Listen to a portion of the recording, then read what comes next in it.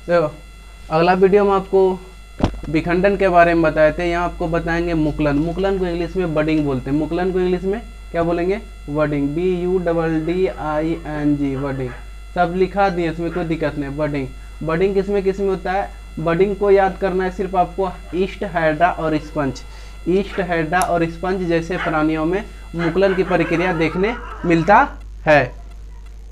इसमें होता है क्या कि जनन जीवों में एक बाह्य उभार वृद्धि होते हैं और इसका केंद्रक विभाजित होकर एक केंद्रक का हिस्सा इसमें चले आते हैं, और यह जो बाह्य उभार को यह मुकलन बोलेंगे, और यह फिर अलग होकर एक नया हाइड्रा बनाने का रिस्पॉन्स लेता है, जिम्मेदारी लेते हैं। तो इसको लिखा दिए, इसको लिख लीजिएगा स्क्रीनशॉट लेकर। मुकलन की प्रक्रिया ईस्ट, हाइड्रा, स्पंज जैसे प्राणियों में होता है। मुकलन में जनक जीवों के शरीर पर एक बाह्य उभार वृद्धि कर एक या एक से अधिक छोटी संरचना का निर्माण होता है, जिन्हें मुकलन कहते हैं। इसी को, ये बाह्य उभार को ही मुकलन कहेंगे या बडिंग कहते हैं। तथा केंद्रक का विभाजन समसूत्री विभाजन के द्वारा होगा, और एक केंद्रक का हिस्सा इस मुकलन में आ जाते हैं, और एक केंद्रक मुकलन में चले जाते हैं। साथ ही साथ मुकलन में वृद्धि होती रहती है, और अंत में जनक जीव से अलग होकर एक नया जीव का निर्माण करते हैं। इसका स्क्रीनशॉट लीजिएगा और फिर इसको रोको।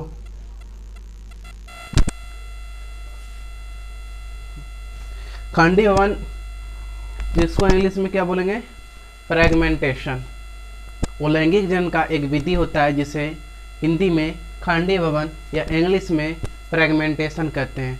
ये 3 चीज़ों में पाए जाते हैं: स्पायरोगैरा, यूरेथिक्स और मार्केंसिया।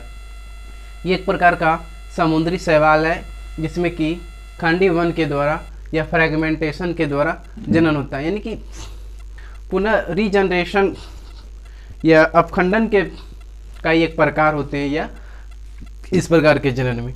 तो इसमें कुछ खास मायने नहीं होते हैं। इसको लिखिएगा कि पुनरुद्भवन क्या होते हैं, इसके बारे में लिखा दूंगा। इसको पहले आप लोग छाप लीजिएगा।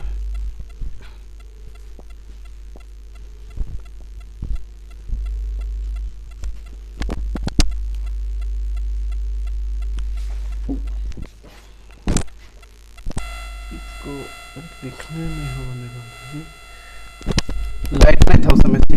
हाँ, दो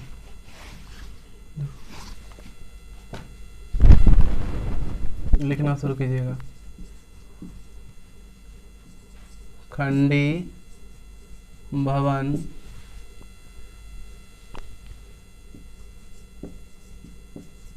परी लिखा देते हैं डायरेक्ट।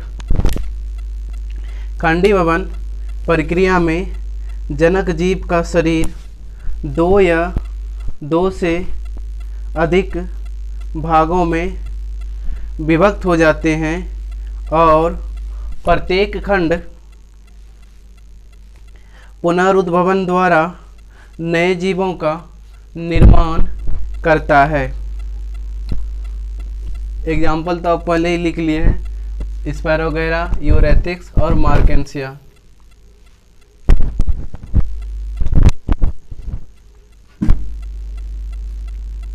अगला आता है पुनरुद्भवन या रीजनरेशन।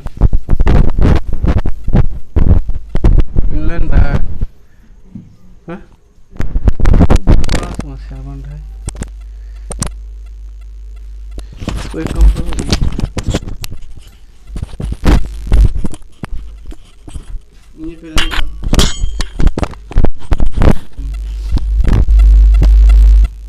अगला आता है पुनरुद्भवन, और लास्ट है ये पुनरुद्भवन।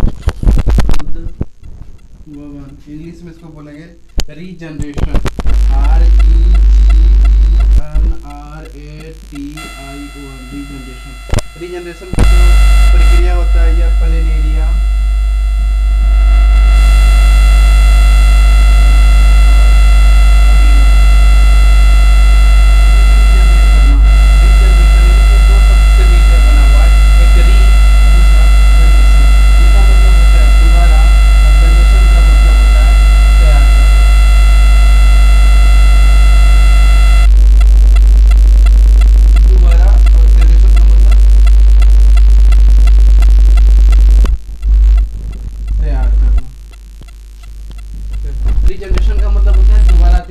नहीं कि पुनरुद्भवन।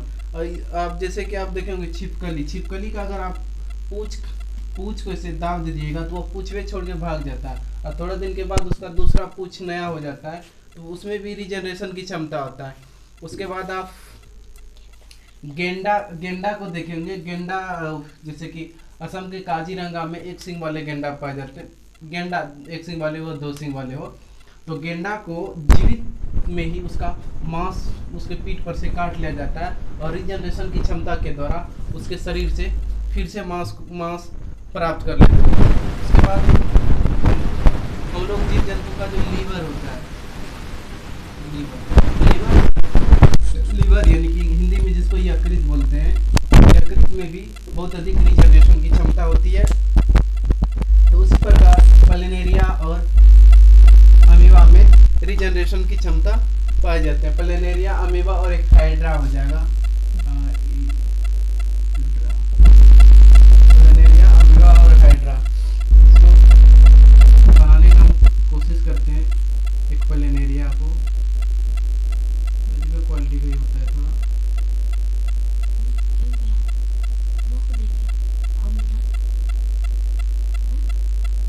हो जाएगा।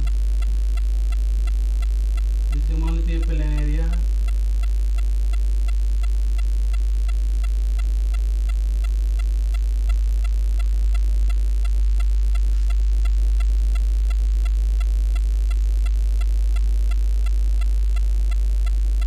प्रत्येक टुकड़ा में कोई प्लेनेरिया था, उसको टुकड़ा क्या हुआ, 3 खंडों में विभाजित हो गया। और अगर प्रत्येक टुकड़ा में केंद्रक का अंश विद्यमान होगा तो प्रत्येक प्लेनेरिया के टुकड़ा से एक नया प्लेनेरिया का निर्माण होता है। थोड़ा अजीब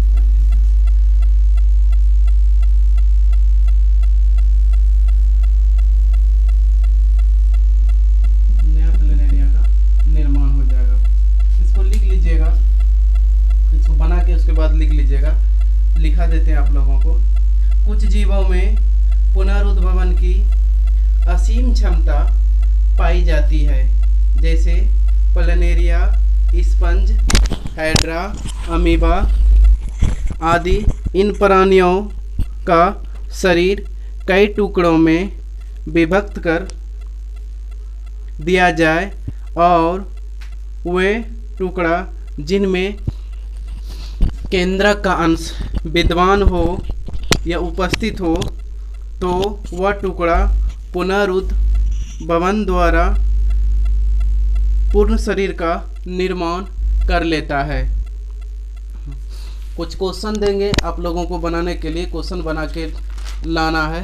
एक तो लिखिएगा क्वेश्चन जो कि आपको कमेंट बॉक्स में लिख के भेजना है। तो पहला क्वेश्चन लिखिएगा, हाइड्रा में अलैंगिक जनन किन किन प्रकार से होता है। और अगला क्वेश्चन लिखिएगा,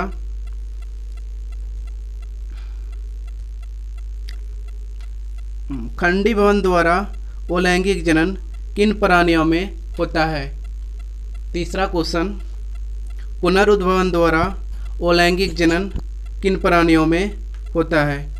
उसके बाद लिखिएगा, अमीबा में किन किन विधि द्वारा जनन प्रक्रिया होते हैं। और इसी प्रकार आपको हम कल बताएंगे कि पौधों में अलैंगिक जनन कैसे होते हैं। और एक खास बात बता देते हैं, पौधों में अलैंगिक जनन को कायिक प्रबंधन कहते हैं। यानी कि कायिक प्रबंधन का अगर कहीं चर्चा करते तो समझिए कि पौधे में अलैंगिक जनन का बात कर रहा है। तो कल आपको बताया जाएगा कि पौधे में अलैंगिक जनन क्या होते हैं। इंग्लिश में से वेजिटेटिव रिप्रोडक्शन बोलते हैं। ये अगले दिन आपको बताया जाएगा।